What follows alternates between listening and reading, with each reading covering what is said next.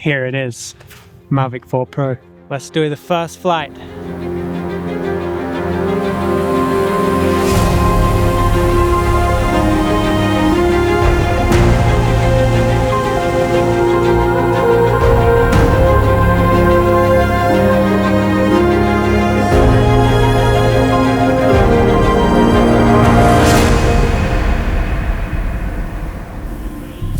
Look how strange this drone looks. It just has such a human-like face to it, but in the strangest way. But this of course means that we can now shoot vertical and spin the camera 360 degrees. So that opens up quite a lot of options. Flippity doodah. With the joystick still on, I think people have been waiting for this for a long time, and it's finally here. And look at that, I forgot about that. Vertical screen. All right, sending it.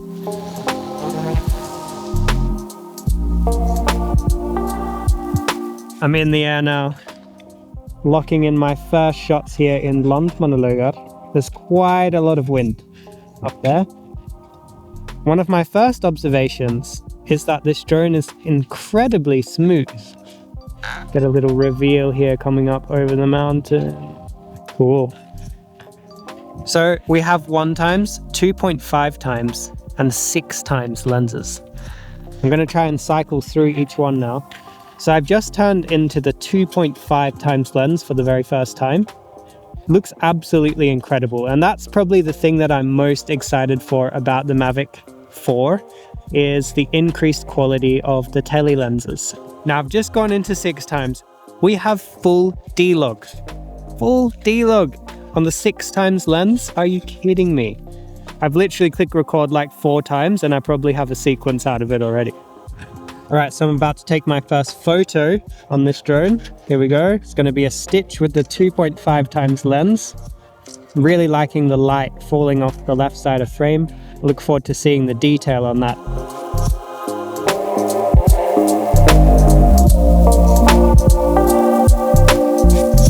Six times lens. Let's get that.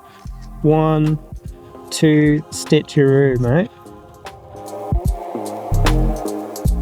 I just turned the drone 90 degrees and I can see a beautiful peak way off in the distance with the 6x. Just so curious the quality when I get home, because that's been one of the biggest challenges with the Mavic 3 Pro is when you go to that 7x lens, the quality just really isn't there to the extent that you would want. So maybe that's a thing of the past. Next up, just locking in some wides. I found this very beautiful cloud.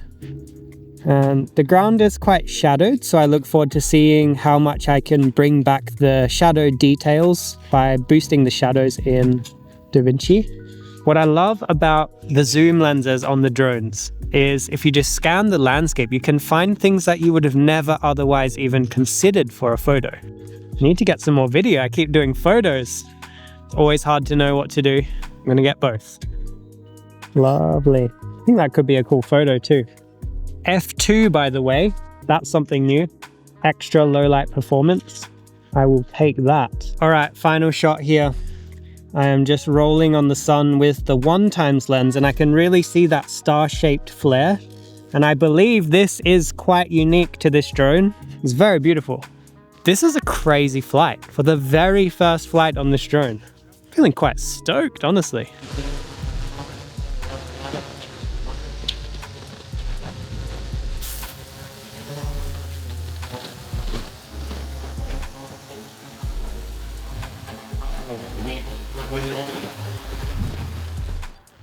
Very interesting observation, because the shape of the drone is now like more curved on the sides. It was quite hard to actually get a grip while it was still flying.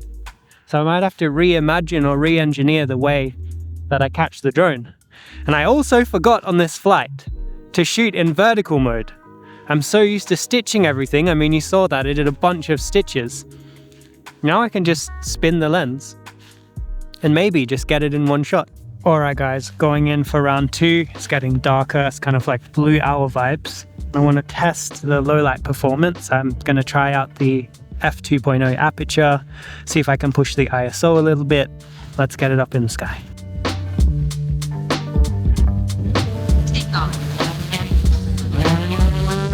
So pushing into 800 ISO on the 1x lens now. Yes, wow. Crazy to be getting this amount of light in. I mean, on the Mavic 3, I would of course push the ISO if needed, but by 800, I would definitely be feeling the negative effects of that. I have absolutely no idea how this footage is going to look, but based on the screen, it looks very clean.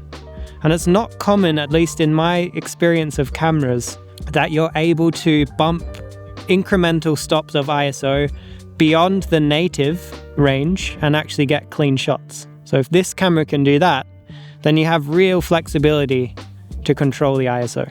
Let's bump it up for our little return journey to 1600 ISO. I'm gonna roll on this. I'm kind of top down over the mountains. And let's kind of track with the mountain. I'm super curious about this footage. Such beautiful conditions right now, honestly. So that concludes day one with the Mavic 4 Pro. So far, extremely impressed by what I'm seeing just on the controller screen. Vertical camera mode, this infinity gimbal, it's interesting to me. Requires further testing, I would say, at this point, because I'm so used to doing vertical stitches from the landscape orientation camera. I think it's video that is really going to be the groundbreaking change for the vertical gimbal function. It is venturing into a territory beyond anything anyone has ever seen with a drone. So overall, this is extremely exciting.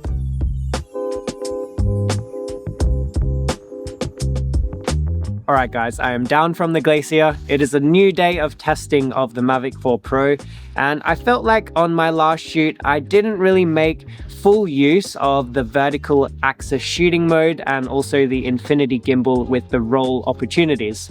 So I wanted to put those to the test today to round out my overall thoughts on what this new Mavic 4 Pro can truly offer us and level up the possibilities of aerial cinematography. Now, the first thing that I thought was extremely cool and comfortable about the vertical workflow is that you can just tilt the screen 90 degrees and boom, the camera will automatically adjust and now you are shooting in vertical mode. Now, the first and only real flaw that I've found in this drone so far is the tilt axis limitations when shooting in vertical mode. You only have about 10 degrees of flexibility when it comes to the tilt, meaning that you can't really get top-down shots in vertical mode. There is a caveat to that, and that is that if you are top-down on a subject, that already is a landscape and a vertical shot. You can just rotate it in post and there you have it. So we're missing really a little bit of flexibility when it comes to composition in vertical mode. However, as you move to the 2x and the 6x lenses, the movement of the camera is exponentially more, meaning that I feel like there was a lot more flexibility for composing shots, tilting up and down with the gimbal when I was on those longer lenses. I also put the roll axis to the test by trying out some wide establishing shots where I roll into a scene. So I'm starting off axis